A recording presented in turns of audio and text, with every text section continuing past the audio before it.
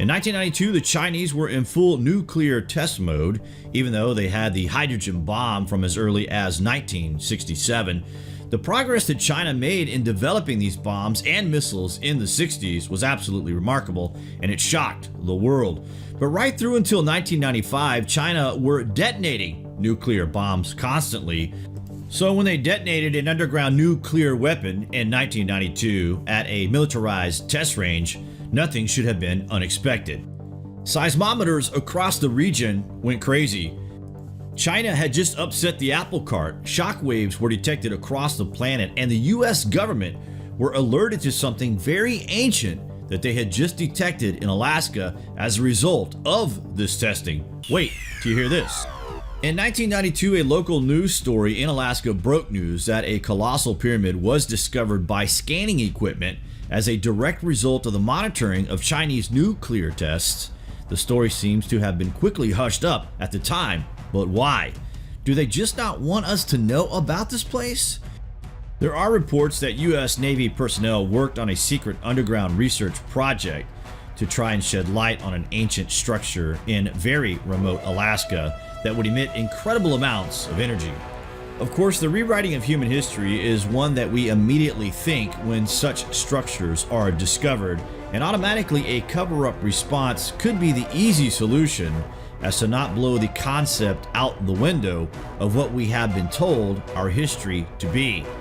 The concept that at one point there was a global industrialized civilization that had reached a technology that is, in fact, superior to our own because we cannot easily build pyramids like this today. Could it be that the United States government is hiding the Alaskan pyramid until they can fully comprehend and harness its power?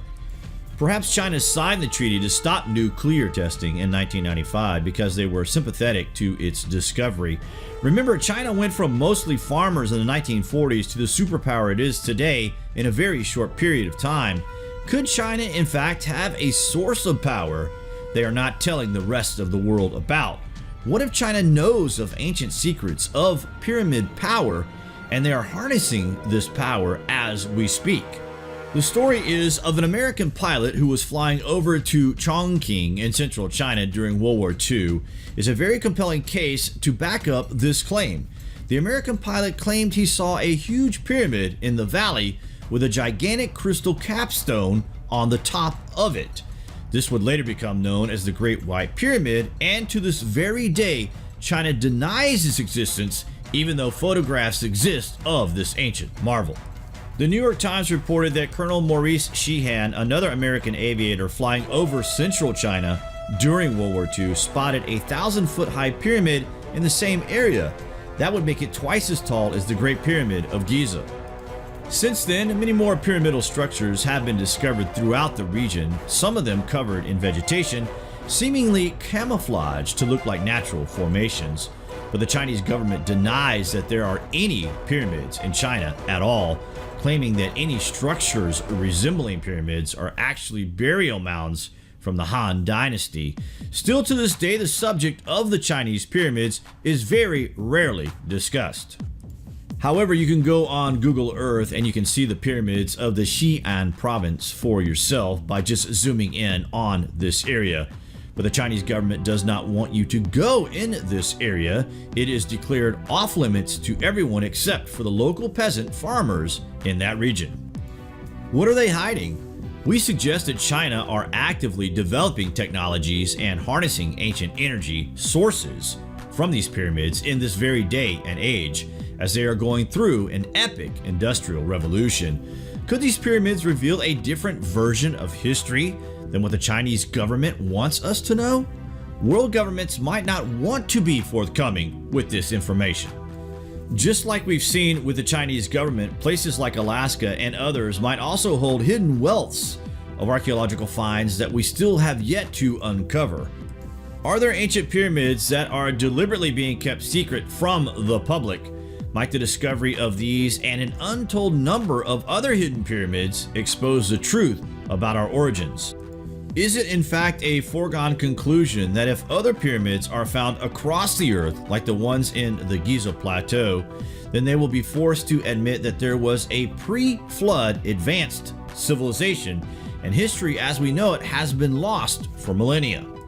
If it is uncovered that humans did not evolve on this earth, that the stories in religions across the earth are fact and not myth, and that there was a past civilization more advanced than our own society thousands of years ago is true, then that means the history we were told is totally fabricated and completely false in terms of ancient history.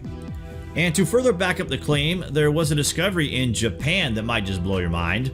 Multiple teams of researchers, geologists, and professional divers launched an underwater expedition in 1997 near the southernmost of the remote Ryukyu Island. They were there to investigate a mysterious stone configuration known as the Yonaguni Pyramid. Less than 100 feet below the surface, the divers came across rock formations, including pillars, wedges, platforms, and giant steps that appear to be carved out of the bedrock. The Yonaguni monument has been altered by carving, and it has been carefully carved into megaliths, platforms, stairways. The only problem is that it's built for giants. The stairs are immense. So who built this monument, and what cataclysmic event sent it to the bottom of the sea? There are all these different cuts that seem to be of artificial origin and not of natural origin because it's too precise. Was Yonaguni artificially altered at a time when the water levels of the oceans were lower? We know that this happened at some point during the last ice age, which was 14,000 years ago. Now, we have to remember that at the end of the last ice age, sea levels were as much as 300 plus feet lower than they are today. So at that time, this structure would have been above sea level. Could the massive underwater structure known as Yonaguni really be the remnants of an advanced civilization that existed here on Earth more than 10,000 years ago? It seems that there is an obvious answer to that question. We would have to be completely ignorant to deny the existence of this place, and of course, this is exactly what world governments are. But we are awake, right guys? What do you guys think of these pyramid structures anyway? Comments below, and as always, thank you for watching. I got a call from a man who said I had served in an intelligence unit at Fort Richardson in Alaska, and he said there were about 40 of us in a rec room one night at the end of 1993 where they were watching television just like normal after dinner, and there was a program that came on and said that there was a special about a large pyramid that had been found underground about 60 miles west of Mount McKinley in the Denali Park. And the Fort Richardson intel guy said that they all talked in the rec room about, my God, here we are in Alaska, and they're saying there's this huge pyramid, that it's underground. I want to find out more about that. After this broadcast, I thought I want to go and explore this area. So he called up the Channel 13 TV station in Anchorage and said, I just saw with other guys this show, and I would like to buy a copy of this program. And so he said, I just decided I would drive down to that station, and I asked for the manager's office, came out, I said, I would like to pay money for a copy of that program that you had on last night about the underground pyramid in Alaska. And now he's talking to the general manager, and the general manager said, you must be mistaken, we didn't broadcast anything last night about an underground pyramid. He said, well, I was with 40 guys, and we watched it and we talked about it. It was on your station. And the manager said, no, there's been some misunderstanding. And the intel guy says, the manager goes back into his office. He's walking to leave in great confusion, and a man came toward him, said, I'm an engineer, and I just wanted to tell you, yes, we did do a broadcast. You're right, and left. So he had this mystery and said, can you help me find this videotape? I went on Coast in did an Earth Files and a Dreamland with Whitley Strieber, and we were saying if there's anybody out there who has any information about this pyramid, please get in contact with me.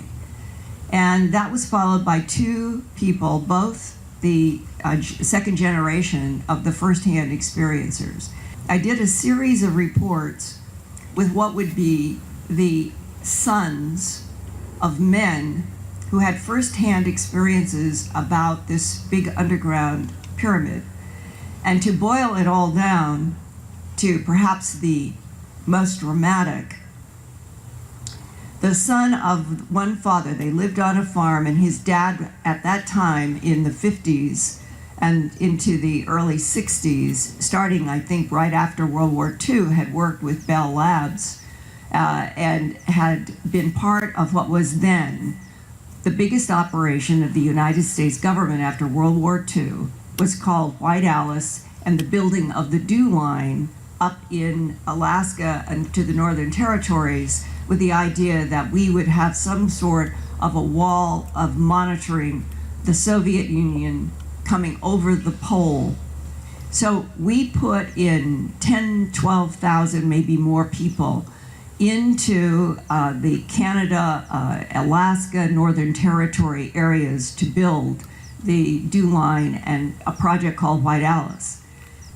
Then I talked with a pilot who said that he had some information that they probably discovered that there was a magnetic anomaly inland 60 miles west of Mount McKinley, that he did not have firsthand knowledge that there was a pyramid under the magnetic anomaly, but that it had affected planes and helicopters.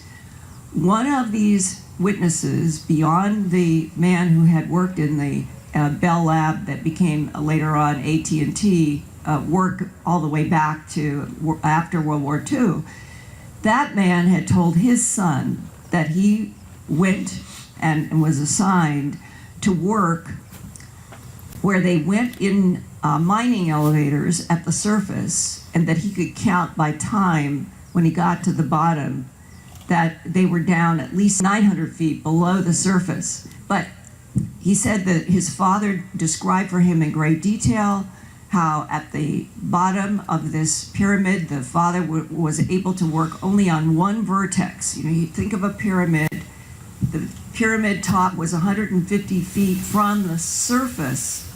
So here's the surface with grass and trees, come down 150 feet, here's the top of the vertex, then come down another 750 feet, and that the scientist was working, he was an electrical engineer with physics background. He was assigned to work on one vertex and told his son that they learned that this could generate enough power to power the entire nation of Canada.